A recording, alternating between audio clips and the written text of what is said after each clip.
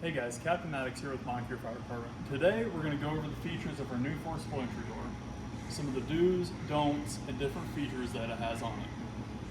First, we're going to start with some safety and general stuff. This door came with detailed instructions on how to use all the different props. Before you use the door, please read the instructions thoroughly. It's very expensive. It's designed to take a beating. However, we don't want to break anything that can't be replaced. Instructions should always stay with the door prop. Make sure you move them before you use the door. We don't want to tear that up. Also want to make sure that we have eye protection and hearing protection on while we're using the door. Obviously, when you're hitting on it, beating on it, it's going to be very loud, so make sure you're wearing ear protection, eye protection always. All of the bolts on this door that we need to remove to use the different props are 3/4 inch. So anything in a yellow zone is something that we can pry, hit on, and change out. Again, 3/4. So some different features of the door, different props that it has built into it are our hinge prop. So you can do a couple things with this. You can either use this to take your rotary saw and cut hinges. You can use the fork of your Halligan to pull hinges. And if you want to do something a little different,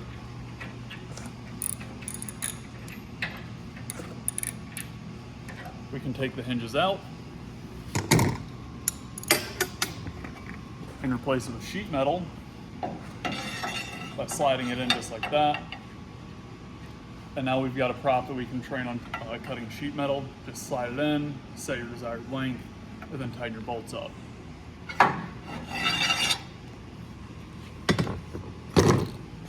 Another cool thing we have here is a prop for cutting rebar. So again, we've got these yellow zones behind the rebar. That's where we want to make sure we cut. So if we go through the rebar too quickly or anything, we'll hit this replaceable piece of metal instead of the actual frame of the door. Same deal, 3/4 inch socket. We can slide our rebar in and out. We can also put it in up here, or we can also go down low. We've also got a lock prop right back here. So we have several spare locks that have the keys either in the box with them, or if it doesn't have a box, the key will be zip tied to it. Put your lock on here. You can use your duckbill tool or the adze on your Halligan to practice popping locks. We come around here. See that we have a panic bar. This panic bar is functional. The purpose of this, we'll take one of our larger sheets of metal,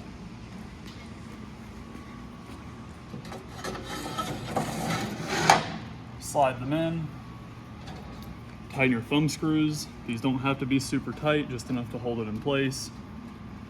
Then we can use our rotary saw to make plunge cuts through and use a square or some other device to activate the panic bar. In order to activate the panic bar, you're going to do a couple of things. First thing, you want to make sure that you don't have any wood in your prop right here. You're going to push down on your knob slightly, lift this latching device out of the way, come up, and it should slide over to the right. And now you have a functional panic bar. So we have a latch right there.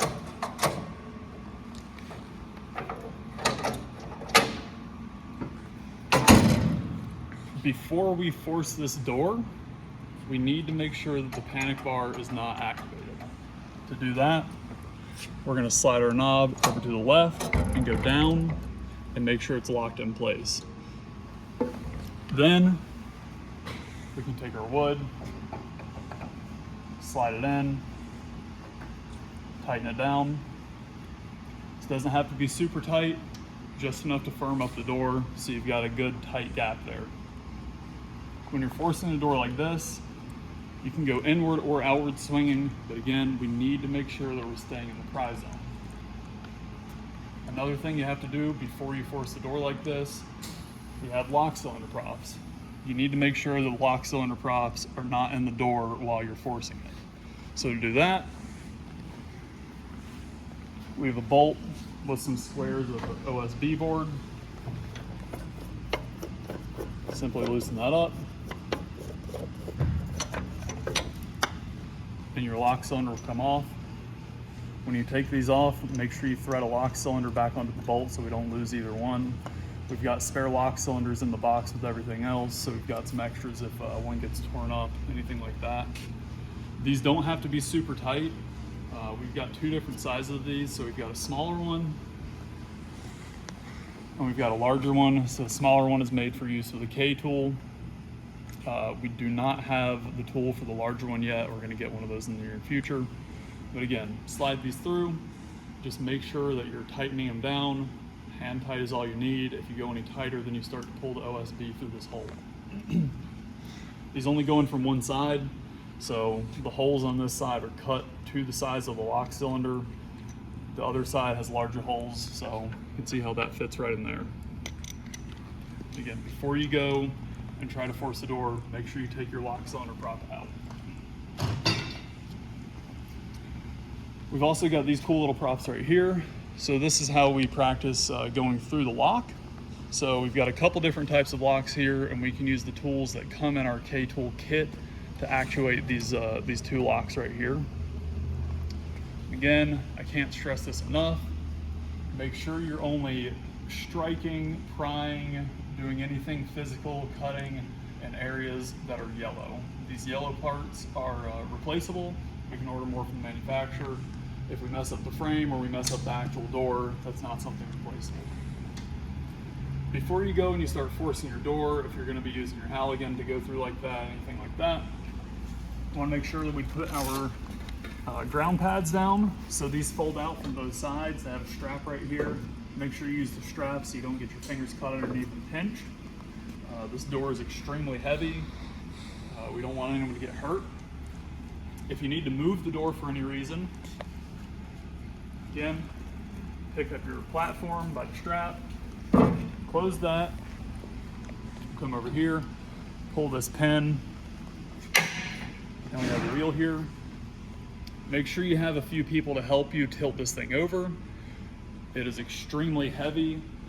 We don't want it to tip over or hurt anyone, so again, make sure you've got a few people to help you with this.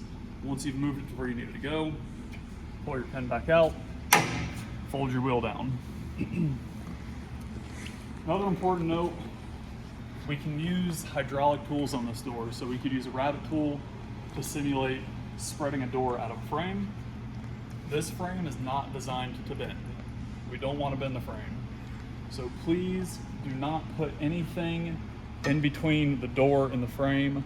There's heavy duty springs in here to maintain tension on the jamb. If we put stuff in here to try to make the door harder, we can end up damaging the frame of the door. We don't want to do that.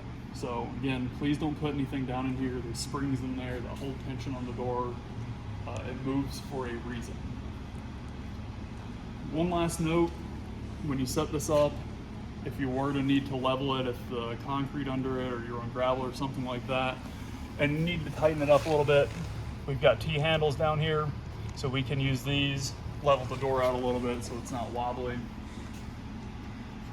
But that's pretty much all of the features. It's a really cool prop. We've been using it a lot, as you can tell. It's a great door. We just need to make sure we use it appropriately so we can keep it around for a long time.